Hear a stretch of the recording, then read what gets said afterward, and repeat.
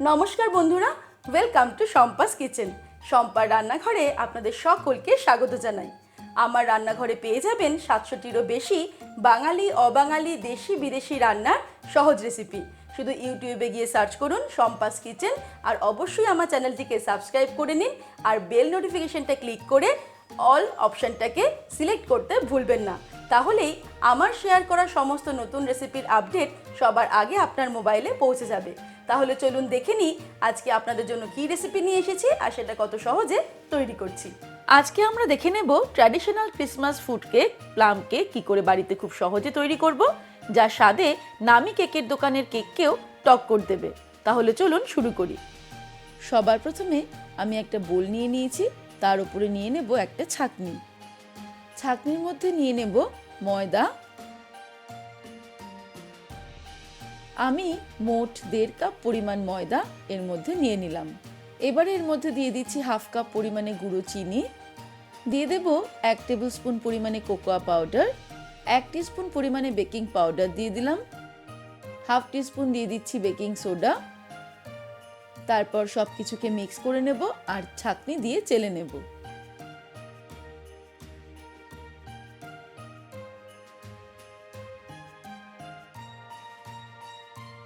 এইভাবে কেকের dry ইনগ্রেডিয়েন্টসটা ready হয়ে গেল।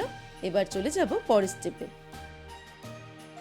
এবারে একটা বোল নিয়ে নিয়েছি, এর মধ্যে নিয়ে নেব 1 কাপ পরিমাণে উষ্ণ গরম দুধ। এবারে আমি নিয়ে নিয়েছি 1 কাপ পরিমাণে ব্রাউন সুগার। তারপর একটা হুইস্কের সাহায্যে আমি ভালো করে দুধের মধ্যে ব্রাউন সুগারটাকে মিশিয়ে দেব। ব্রাউন সুগারটা ভালো করে দুধের মধ্যে মিশিয়ে দিয়েছি। এবারে আমি এর মধ্যে অ্যাড করে দেব এক্সট্রা লাইট অলিভ অয়েল। আমি 1/2 কাপ পরিমাণে এক্সট্রা লাইট অলিভ অয়েল দিয়ে দিলাম। আপনারা চাইলে রিফাইন্ড অয়েলও ব্যবহার করতে পারেন। তারপর সব কিছুকে ভালো করে হুইস্ক দিয়ে বিট করে নেব। এবারে কেকের ড্রাই ইনগ্রেডিয়েন্টসটা এর মধ্যে অ্যাড করব, তবে একবারে সম্পূর্ণ অ্যাড করব না, 2-3 বারে অল্প অল্প করে অ্যাড করব, আর একটা স্প্যাচুলা দিয়ে ভালো করে মিক্স করতে থাকবো।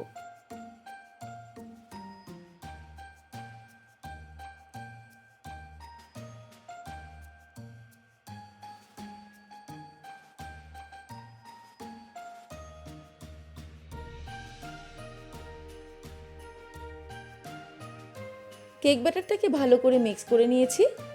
এবারে আমি এই কেক ব্যাটারে অ্যাড করব এই কেকের মেন ইনগ্রেডিয়েন্টস, ড্রাই ফ্রুটস। যেই ড্রাই ফ্রুটসগুলো আমি অলরেডি অ্যালকোহলে 15 দিন আগেই সোক করে রেখেছি, আর তার ভিডিও অলরেডি শেয়ারও করে দিয়েছি। আমি সেই ভিডিওর লিঙ্কটা ডেসক্রিপশনে দিয়ে দেব, আর এই সময়ে আপনারা স্ক্রিনের ডান দিকে ওপরেও পেয়ে যাবেন। আমি বেশ কিছুটা পরিমাণে সোকড ড্রাই ফ্রুটস এই কেক ব্যাটারে অ্যাড করে দেব। এটা সম্পূর্ণ নিজেদের ইচ্ছে মতো বেশি বা কম ব্যবহার করতে পারি।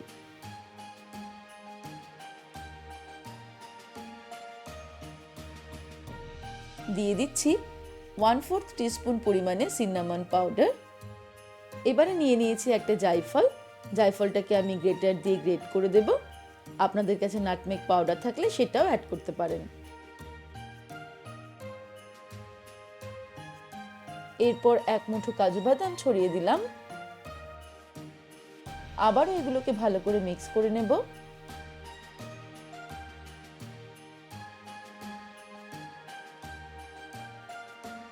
এর মধ্যে দিয়ে দিচ্ছি 1 টিস্পুন পরিমাণে ভ্যানিলা এসেন্স।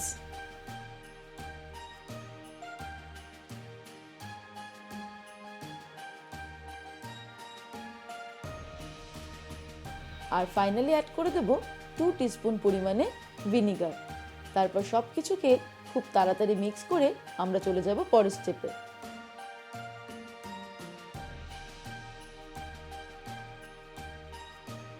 এরপর কেক ব্যাটারটাকে আমি রেডি করে রাখা কেক টিনের মধ্যে ঢেলে দেব।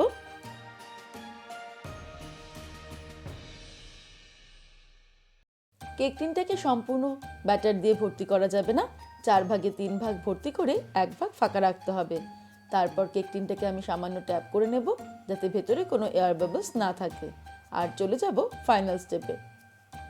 আমি একটা প্রেসার কুকারকে 10 মিনিটের জন্য ঢাকা দিয়ে ভেতরে একটা র্যাক বসিয়ে হাই ফ্লেমে প্রিহিট করে নিয়েছি। কেক টিনটাকে খুব সাবধানে প্রেসার কুকারের ভেতরে ঢুকিয়ে দেব, তারপর ঢাকনা দিয়ে ঢেকে লো ফ্লেমে এটাকে বেক করব 40 থেকে 45 মিনিট।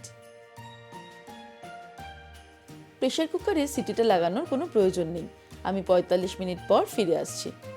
একইভাবে আমি একটা অ্যালুমিনিয়াম ফয়েলের মধ্যে অয়েল ব্রাশ করে ময়দা ডাস্ট করে নিয়েছি। এর মধ্যেও কেক ব্যাটারটাকে ঢেলে নেব।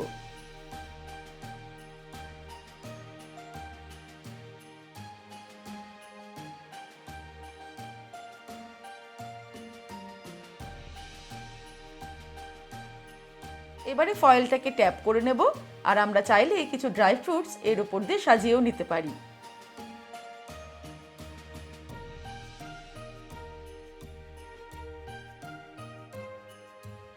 এবারে একটা ওটিজি 10 মিনিটের জন্য 180 ডিগ্রিতে আমি প্রিহিট করে রেখেছি। তার মধ্যে কেকটাকে বেক করব 40 মিনিটসের জন্য 180 ডিগ্রিতে।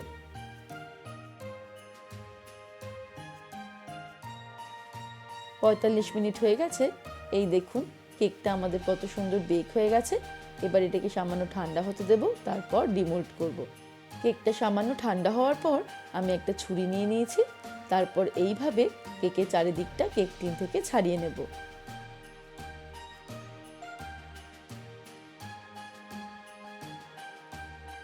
তারপর একটা প্লেট দিয়ে ঢাকা দিয়ে এইভাবে উল্টে দেব। তারপর কেক টিনের পিছন দিকটাতে এইভাবে ট্যাপ করব, তাহলেই কেকটা খুব সুন্দরভাবে বেরিয়ে আসবে। খুব সাবধানে বাটার পেপারটা আমি এইভাবে খুলে নেব, তাহলেই আমাদের ফ্রুট কেক একদম রেডি টু সার্ভ। এটাকে আমি কেটে কেটে সার্ভ করব। এই দেখুন ওটিজিতেও কত সুন্দর কেকটা তৈরি হয়ে গেছে। তৈরি হয়ে গেল খুব সহজে Christmas fruit cake plum cake. এবারে আপনারাও বাড়িতে চটপট ট্রাই করে ফেলুন আর পরিবারের সকলের সাথে এবারের ক্রিসমাস উপভোগ করুন। তাহলে দর্শক বন্ধুরা, আজকের এই রেসিপি আপনাদের কেমন লাগলো আমাকে ভিডিওর নিচে কমেন্ট সেকশনে কমেন্ট করে জানাবেন। ভালো লাগলে লাইক করার অনুরোধ রইল, আর বন্ধুদের সঙ্গে কিন্তু অবশ্যই শেয়ার করুন। ভালো থাকবেন, সুস্থ থাকবেন। আমি আবার হাজির হব নতুন নতুন রেসিপির সঙ্গে। নমস্কার।